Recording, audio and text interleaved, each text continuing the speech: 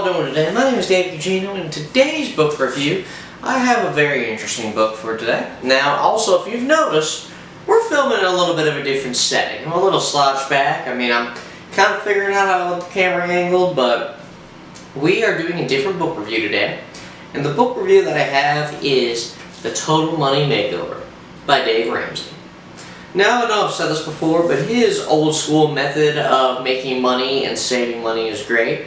But I still like the way he says certain things, and I also understand that learning about money, the fundamentals work every time. And I believe that his fundamentals, I say his, but his methods work every time. At least in my opinion, they do. Now, I've started doing a little bit of his methods. I know his the baby steps is what he calls it, which I've worked for. And that, and they have worked for millions and millions of people. And not only that, but he's a good motivational speaker, he's a good Christian guy, and I do understand a few things. The stuff that he says has worked for people, so if you really think about it, why can't it work for you? But we're going to dive into the book here, and right now we're going to work on a few things he says, and I'm almost out of books. Ladies and gentlemen, we got about 2 more books, and then I'm going to start doing re-reviews of new things I've learned. I'll do like part 1 and part 2 and stuff like that. It might have more books coming along the way, but right now this is what I have for you today. So we're going to dive into the book here, and I hope you all enjoy it. So the pain of change is what he calls this chapter. On page 14, not chapter, this section, he calls it the pain of change. So think about what he's saying here. Think about this. Break through the temptation to remain in the same situation, and opt for the pain of change before the pain of not changing searches you out. Don't wait for a heart attack to show you that you are overweight. Cut the carbs, the fats, and the sugars, and lace up the running shoes now. The good news about, well, then he goes into talking about a story that he told about earlier in this. Through the temptation to remain in the same situation and opt for the pain of change before the pain of not changing searches you out. So think about that for a second. Also think about the example that he just used. Show that you are overweight. Cut the carbs, the fats, and the sugars, and lace up the running shoes. Don't wait for a heart attack to show that you are overweight. So for example, the overweight is a good example. Now obviously if you just have a gut on you, then, I mean, who cares? You can lose it if you want, but it's not going to hurt you. If you're like hundreds of pounds overweight and struggling for you to move, and a doctor tells you, hey, you're going to suffer health problems if you do not lose weight. If you do not change your finances now, they are going to take hold of you, and you are going to be living in debt for the rest of your life. And some of you might think, well, gee, that's not bad. I still live in a house, I still have a car, I still have this, and that. You understand that, but eventually you will not be able to buy things or do fun things if you're in debt. The money that you make from your job will go to your debt. Not on vacation, not on cars, fancy clothes. It will go to your debt. Actually, it's funny about how debt works is if you continue to let your debt build up and you're not going to pay it, you honestly don't have to pay debt. It's crazy, but you can live a full life and never pay your debt. Think about that for a second. Let me repeat that. You can live a full life just fine without paying your debt. Now, you're probably wondering, well, why would you say that if we can? Well, because there's a trade-off to that. If you don't pay your debt, the government will take certain percentages from your paycheck to go to your debt, and those percentages will grow over time to where almost all the money you're making is going to your debt. You can't buy a house. You can't. I'm pretty sure you can lease a few things. I mean, you can have an apartment, but you can't buy a house. Be there. And think about the paycheck thing I just used. Do you really want all of your paycheck? It'd be like child support. You have this little minus sign next to a number of your paycheck that's going to your debt. So think about that for a second. Just think about that. Change. I know change is hard. It is. But you would have to change if you want to do something different with your life. I know I've said that multiple times in these videos, but break through the temptation to remain in the same situation and opt for the pain of change before the pain of not changing searches you out. Think about that before it searches you out, before it eats you up. So think about that for a second. Next thing that I have for you all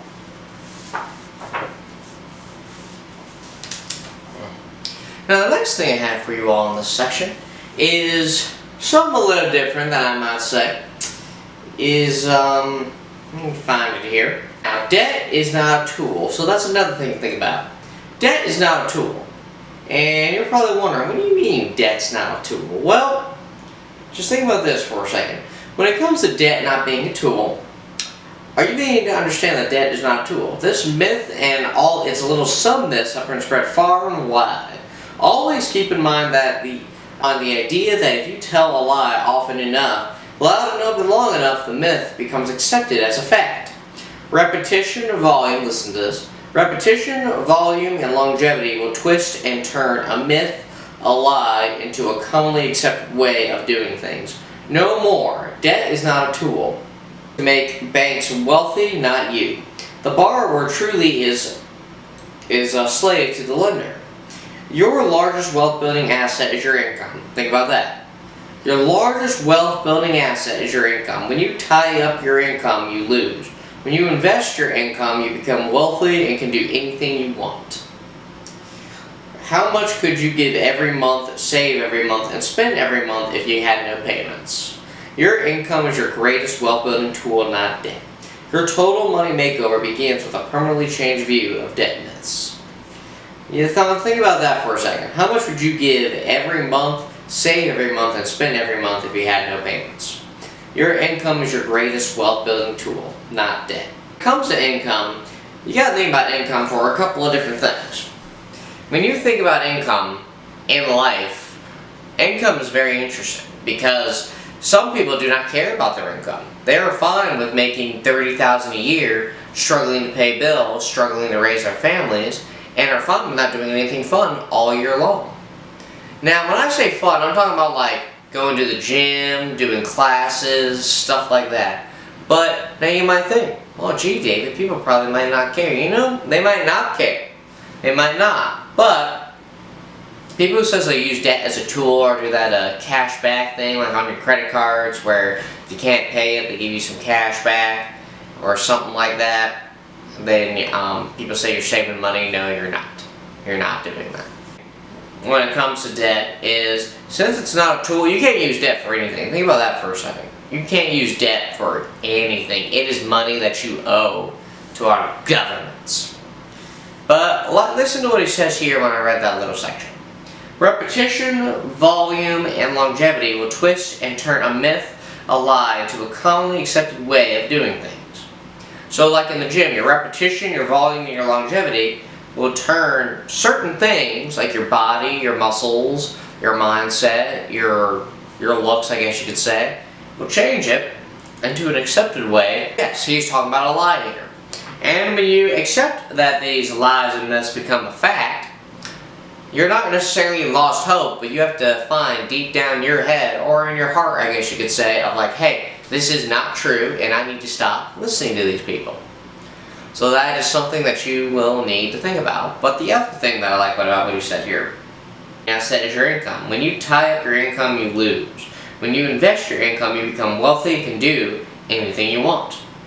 You can't invest debt. You can't, but you can invest your income.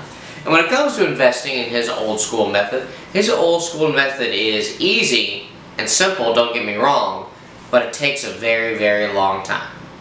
But you also got to think with anything in life, it is going to take some time.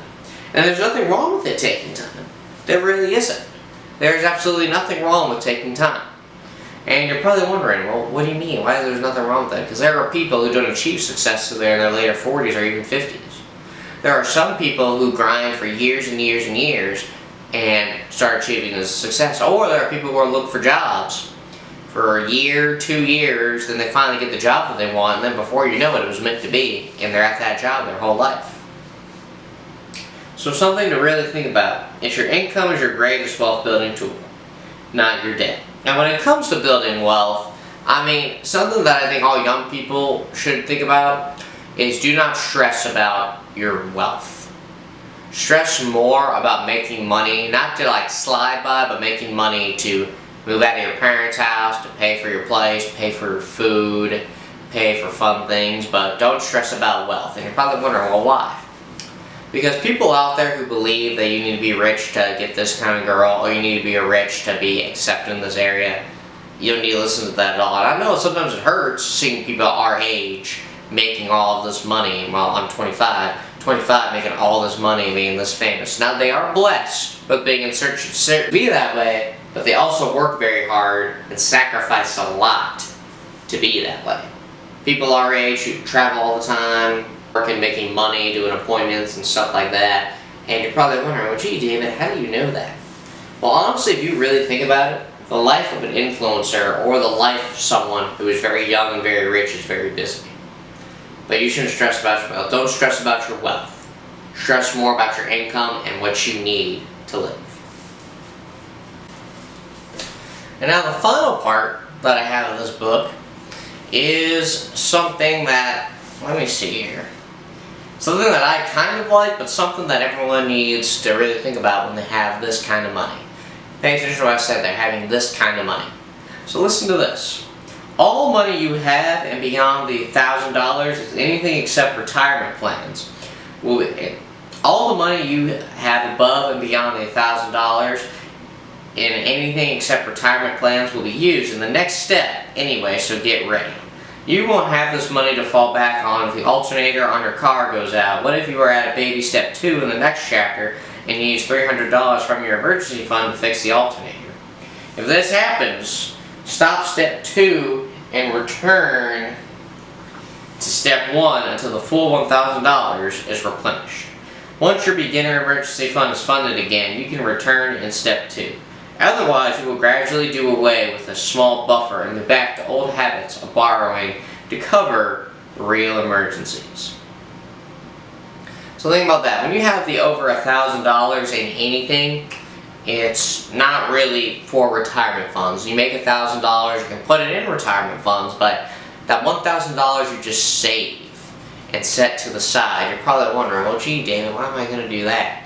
Well, the reason why you do that, or keep it there, is for this reason. It's an emergency fund for emergencies. And I know I mentioned emergency fund tons of times when I review a book about money, but when it comes to an emergency fund of just $1,000, you have to think. That $1,000 is for emergencies, and if you use it, like it says here, $300 of it, it's going to go to what your emergency is. And I know that sounds horrible. You're probably like, well, why would I just take $1,000 and set it to the side? Well, because you will need that $1,000. You might think, well, $1,000 isn't a lot of money. You'll be surprised as to what just $1,000 can cover when accidents happen. So just think about that. Not only that, but it's $1,000 you start off having when you have an accident or when you just have something that you need to pay off. So just think about that. Now, listen to what he says here. Once your beginner emergency fund is funded again, you can return to step 2. Otherwise, you will gradually do away with a small buffer and be back to old habits of borrowing to cover real emergencies. You should not have to borrow money for emergencies. Why? Because you just shouldn't have to. Well, yes, there is insurance, don't get me wrong, but you shouldn't really be borrowing for emergencies. You shouldn't even be borrowing money for cars. Or was it something during the daytime? Or not pay advancing, but day loans, I think is what they're called. I think where you literally take a loan for that day and have to pay it back. Or a pay advancing is a good one. I didn't know about this. Pay advancing is taking parts of your paycheck early because you need it and having to owe the rest of it back. Which in my opinion is huge. And there's nothing wrong with that, but you have to borrow money, you have to be pretty desperate for it. Now for college it's different. But just for stuff like that, it's awful. Now, the other thing that you need to think about is, listen to what he also said here. You have to return to step 2. You can't go to step 2 until step 1's all fully replenished. Because, I think it was in the Karate Kid actually, rule number 2, first learn rule number 1. I think it might be in the second Karate Kid when he's in Okinawa with Mr. Miyagi. Now, why did I bring that up? Well, you ever are building a step and you haven't gotten to that step, or you've gotten to that step but you can't accomplish it, or you're confused on it, so you just move on to the next one? Kind of like that. Now, the reason it's kind of like that, it's like that, is you cannot live your life that way. You start from something, you finish one thing before you move on to the next. You don't just go back and forth on certain things. And the reason you're probably wondering that, I'd be building Lego sets and I'll just move on to the next step and I can't figure out how this piece goes on with this thing. And the reason being is just because when I did that, I mean I did it, but it's also just like, well, why would you do that, David? Why would you butcher yourself like that? Honestly, I have no idea. But in reality, the reason why I did that is because I did not want to finish the next step, the last step. And that's a habit you don't want to get into, just because you don't want to do it. See, I hate doing things just because my mind does not want to do it. Because you're fully capable of doing it, you have the time to do it, it'll make you grow if you do it, but just in your mind, you just simply do not want to do it. And to be honest, the takeaway for this video is, I'll actually get to that at the end, but because you don't want to do them. When you're physically capable of doing them and you have the time to do them. Well, like with clearing out debt and getting your finances in order. I know sometimes it's awful and it sucks and takes a huge amount of discipline, but in reality, finances are important because that's how you get through life. It is how you get through life. Like, probably the rich people you see are dealing with finances every day. Now, they're probably dealing with having so much money more than they know what to do with, but they're dealing with finances every day. If they lost a ton of money, they're going to have to figure some other things out. But otherwise, the takeaway for this video is not only save $1,000 for an emergency fund, not only don't go to the next step to finish the first one, and do not listen to all the myths and lies, because through repetition, volume, and longevity, you're going to eventually believe them. And I think it was about pain. Actually, if you remain the same, the pain will search you out. So after all that, do something when there's something that you need to do because it'll make you grow, do it. And do not do things just because you don't want to. And that's the main thing. Do not do things just because you don't want to. And honestly, because that's all weak-mindedness, that is something that's so horrible, it's ugly to think that way. But do not do things just because you don't want to. So I want to thank you all for sitting with me through this video. Feel free to leave a comment about this new setting. I don't mind doing it at the kitchen, but I've noticed that through most of this video I was slouched back, which I guess is fine, but I don't particularly like it. But this is the Total Money Makeover. I hope you all get your finances in order, and I hope you all have a great week and a great day. And feel free to leave a comment and like what book you want me to read next, what book you want me to re-review and learn something from, or just let me know something that you found in one of these books that you've already read, and I'll probably have my say in a video or what I thought about what this book said. Feel free to leave a comment like that. I want to thank you all for watching, and you all have a great day.